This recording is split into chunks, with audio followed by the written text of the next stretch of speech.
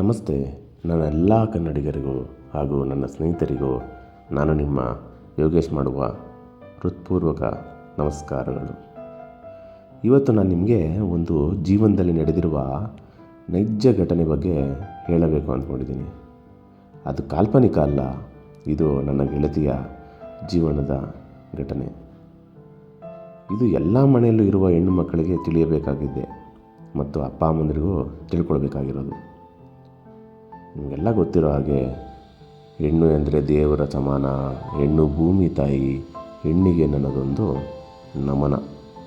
ಹೆಣ್ಣು ಹೊನ್ನು ಮಣ್ಣು ಇದು ಶ್ರೇಷ್ಠವಾದದ್ದು. ಇದು ಎಲ್ಲರಿಗೂ ಸಿಗೋದಿಲ್ಲ, ಸಿಕ್ಕಾಗ ಸಂತೋಷದಿಂದ ಇಟ್ಕೊಳ್ಳಿ ಎಂದು ಹೇಳಿ ನನ್ನ ಒಂದು ಸ್ಟೋರಿಯನ್ನು ಮುಂದುವರಿಸ್ತೇನೆ. ನನ್ನ ಈ ಚಾನಲನ್ನು ಸಬ್ಸ್ಕ್ರೈಬ್ ಮಾಡಿದ್ದಲ್ಲಿ ಸಬ್ಸ್ಕ್ರೈಬ್ ಮಾಡಿ, ಲೈಕ್ ಮಾಡಿ, ಶೇರ್ ಮಾಡಿ. ನಮಸ್ತೆ. ಸದ್ಯಕ್ಕೆ ಪಾರ್ಟ್ 1 ಸ್ಟೋರಿ ಶುರು ಮಾಡುವ. ನನ್ನ ಗೆಳತಿ ಹೆಸರು ಪ್ರತೀಕ್ಷಾ. ಒಂದು ಪುಟ್ಟ ಹಳ್ಳಿಯಲ್ಲಿ ಇವರ ವಾಸ. ಒಂದು ಹಳ್ಳಿಯಲ್ಲಿ ಚಿಕ್ಕ ಗೂಡು, ಆದರೆ ತುಂಬ ಕುಟುಂಬ. ಅದರಲ್ಲಿ ಅಪ್ಪ, ಅಮ್ಮ, ಚಿಕ್ಕಮ್ಮ, ಚಿಕ್ಕಪ್ಪ, ತಾತ, ಅಜ್ಜಿ, ಅಕ್ಕ, ತಮ್ಮಂದಿರು ಎಲ್ಲರೂ ಇದ್ದರು. ಹಳ್ಳಿ ಜೀವನ ಅಂದರೆ ನಿಮಗೆ ಗೊತ್ತಲ್ಲ, ಸುಖಕರವಾಗಿರುತ್ತದೆ. ಹಾಗೆ ನನ್ನ ಗೆಳತಿ ಕೂಡ ಸುಖವಾಗಿದ್ದಳು. ನನ್ನ ಗೆಳತಿ ಜೀವನ ಹೀಗೆ ಸಾಗ್ತಿತ್ತು. ನನ್ನ ಗೆಳತಿ ಪ್ರತೀಕ್ಷಾ ಅವರಿಗೆ ಒಬ್ಬರು ಅಕ್ಕ ಕೂಡ ಇದ್ದರು. ತುಂಬ ಕುಟುಂಬ ಅಂದರೆ ನಿಮಗೆ ಗೊತ್ತಿರುತ್ತಲ್ವ, ತುಂಬ ಚೆನ್ನಾಗಿರುತ್ತೆ. ಹೌದು, ಆದರೆ ಎಲ್ಲ ಕುಟುಂಬಗಳು ಒಂದೇ ಥರ ಇರಲ್ಲ. ಸರಿ, ನಾನು ಇವಾಗ ಅವಳ ಜೀವನ ಶೈಲಿ ಬಗ್ಗೆ ನಿಮಗೆ ಹೇಳ್ತಾ ಹೋಗ್ತೀನಿ. ನನ್ನ ಗೆಳತಿ ಪ್ರತೀಕ್ಷಾ ಕಾಲೇಜ್ಗೆ ಹೋಗ್ತಿದ್ಲು. ಅಕ್ಕ ಕೂಡ ಕಾಲೇಜ್ ಮುಗಿಸಿ ಡಿಗ್ರಿಗೆ ಸೇರಿದ್ಲು. ಅವರು ದಿನ ಬೆಳಿಗ್ಗೆ ಎದ್ದು ಅಮ್ಮನಿಗೆ ಮನೆ ಕೆಲಸದಲ್ಲಿ ನಾನು ಕೂಡ ಸಹಾಯ ಮಾಡುತ್ತಿದ್ದೆ. ಮನೆ ಕೆಲಸ ಮುಗಿಸಿ ಕಾಲೇಜ್ ಹೋಗುತ್ತಿದ್ದೆ. ಆದರೆ ಅದರ ಮಧ್ಯೆ ನನ್ನ ಚಿಕ್ಕಪ್ಪನಿಗೆ ಹೆಣ್ಣು ಮಕ್ಕಳಿಗೆ ಓದಲು ಇಷ್ಟವಿರಲಿಲ್ಲ.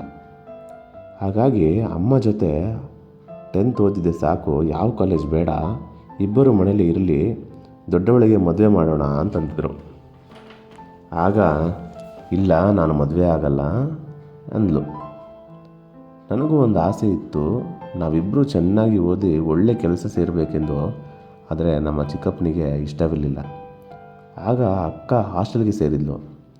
ವಾರಕ್ಕೆ 1 ದಿನ ಮನೆಗೆ ಬರ್ತಿದ್ಲು. ಅವಳು ಬಂದಾಗ ಗಂಡು ಕರೆಸಿ ತೋರಿಸ್ತಿದ್ರು, ಆದರೆ ಅವಳು ಒಪ್ತಾನೆ ಇರಲಿಲ್ಲ. ಈ ಥರ ಎಷ್ಟೋ ಗಂಡು ಬಂದವು, ಆದರೆ ಅಕ್ಕ ಒಪ್ಪಲೇ ಇಲ್ಲ. ನನ್ನ ಗೆಳತಿ ಅಕ್ಕ ಸ್ವಲ್ಪ ಕಪ್ಪು, ಆದರೆ ಲಕ್ಷಣದಲ್ಲಿ ತುಂಬ ಚೆನ್ನಾಗಿದ್ದರು. ಒಂದು ಗಾದೆ ಹೇಳ್ತಾರಲ್ಲ, ಕತ್ತೆಗೇನು ಗೊತ್ತು ಕಸ್ತೂರಿ ಪರಿಮಳ,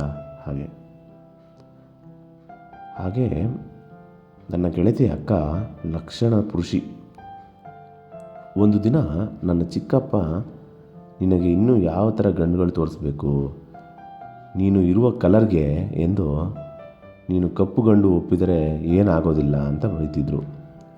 ಯಾವ ಕೆಲಸ ಆದರೇನು, ಸುಮ್ಮನೆ ಮದುವೆ ಆಗು ಎಂದು ಹೇಳ್ತಾನೆ ಇರ್ತಿದ್ರು. ಆಗ ನನ್ನ ಗೆಳತಿ ಅಕ್ಕ ಇಷ್ಟವಿಲ್ಲವೆಂದರೂ ತೋರಿಸ್ತಾನೆ ಇರ್ತಾರಲ್ಲ ಅಂಥೇಳಿ, ಬೇಡ ಅಮ್ಮನಿಗೆ ಮತ್ತೊಂದು ಸಲ ಹೇಳೋಣ ಎಂದು ಹೇಳಿ ಸಮಾಧಾನಿಸಿದರು. ಆಗ ಇಬ್ಬರೂ ಸೇರಿ ಅಮ್ಮ ಬಳಿ ಹೇಳಿದಾಗ ಅಮ್ಮ ಸರಿ ಆಯಿತು ಎಂದು ಹೇಳಿ ಸುಮ್ಮನಾದರು. ಆದರೆ ಅವರ ಚಿಕ್ಕಪ್ಪ ಸ್ವಲ್ಪ ರಾಜಕಾರಣಿಗಳ ಜೊತೆ ಇದ್ದವರು. ಆದರೆ ನನ್ನ ಗೆಳತಿ ಅಪ್ಪ ಗೆದ್ದೆ ಕೆಲಸ, ಮನೆ ಬಿಟ್ಟರೆ ಅವರಿಗೆ ಏನೂ ಅಷ್ಟೊಂದು ಗೊತ್ತಿರಲಿಲ್ಲ. ಹೀಗೆ ಆಕೆ ಮತ್ತೆ ಹಾಸ್ಟೆಲ್ಗೆ ಹೋಗ್ತಾಳೆ. ಸ್ವಲ್ಪ ದಿನಗಳ ಕಾಲ ಅಕ್ಕ ಮನೆ ಕಡೆ ಬರಲೇ ಇಲ್ಲ. ನನ್ನ ಗೆಳತಿ ಅವರ ಅಪ್ಪನ ಬಳಿ ಒಂದಿನ, ಅಪ್ಪ ನೀನು ಚಿಕ್ಕಪ್ಪನ ಥರ ಎಲ್ಲ ಜವಾಬ್ದಾರಿಗಳನ್ನು ತೆಗೆದುಕೋ, ಹಣಕಾಸು ವಿಚಾರ, ಮನೆ ನಡೆಸಿಕೊಂಡು ಹೋಗುವುದು ಎಂದಾಗ ಅವರ ಅಪ್ಪ, ಇಲ್ಲ ಮಗಳೇ, ಬೇಡ, ಅದನ್ನೆಲ್ಲ ನಿಮ್ಮ ಚಿಕ್ಕಪ್ಪ ನೋಡ್ಕೊಳ್ತಾರೆ, ನಾನು ಅದೆಲ್ಲ ಗೊತ್ತಾಗೋದಿಲ್ಲ ಎಂದು. ಆಗ ಮಗಳು, ಅಪ್ಪ ನೀನು ಈ ಥರ ಹೇಳ್ತಾ ಇನ್ನೂ ಎಷ್ಟು ದಿನ ಹೀಗೆ ಇರ್ತೀಯ, ಎಲ್ಲವನ್ನೂ ಕಳೆಯಬೇಕು, ಇಲ್ಲವಾದರೆ ನಿನಗೆ ತಿಳಿಯೋದೇ ಇಲ್ಲ, ಮೋಸ ಮಾಡಿದರೆ ಏನು ಮಾಡೋದಪ್ಪ ಅಂದಳು. ಆಗ ಅಪ್ಪ ಯಾವ ಕಾರಣಕ್ಕೂ ಹೀಗೆ ಆಗಲ್ಲ ಮಗಳೇ, ನಿಮ್ಮ ಚಿಕ್ಕಪ್ಪ ಮೋಸ ಮಾಡುವುದಿಲ್ಲ ಎಂದು ಅಷ್ಟೇ ನಂಬಿಕೆಯಲ್ಲಿ ಇರ್ತಾರೆ. ನೋಡಿ ಸ್ನೇಹಿತರೆ, ಅಣ್ಣ ತಮ್ಮಂದಿರು ಅಂದರೆ ಎಷ್ಟು ನಂಬಿಕೆ ಹೀಗೆ ಇರ್ತಾರ ಅಂತ. ಆದರೆ ಇಲ್ಲಿ ನನ್ನ ಗೆಳತಿ ಅಪ್ಪ ಮುಗ್ಧ ತಂದೆ ನಂಬಿಕೆ ನೋಡಿ ಹೇಗಿದೆ. ಇಲ್ಲಿ ಏನಾಗುತ್ತೆ ಎಂಬುದು ಮುಂದಿನ ಸಂಚಿಕೆಯಲ್ಲಿ ತಿಳಿಸ್ಕೊಡ್ತೀನಿ. ಯಾರ್ಯಾರು ಲೈಕ್ ಮಾಡಿಲ್ಲ, ಸಬ್ಸ್ಕ್ರೈಬ್ ಮಾಡಿಲ್ಲ, ದಯವಿಟ್ಟು ಚಾನಲಿಗೆ ಲೈಕ್ ಸಬ್ಸ್ಕ್ರೈಬ್ ಮಾಡಿ, ಬೆಲ್ ಐಕಾನ್ ಒತ್ತಿ ಮತ್ತು ನಿಮ್ಮ ಸ್ನೇಹಿತರಿಗೂ ಸ್ಟೋರಿನ ಶೇರ್ ಮಾಡಿ. ಎಲ್ಲರೂ ಈ ಸ್ಟೋರಿ ನೋಡ್ತಾ ಇರಿ. ಎಪಿಸೋಡ್ 2 ಅಲ್ಲಿ ಮುಂದೇನಾಗುತ್ತೆ ಅಂತ ನಾನು ನಿಮಗೆ ಹೇಳ್ತಾ ಹೋಗ್ತೀನಿ. Thank you.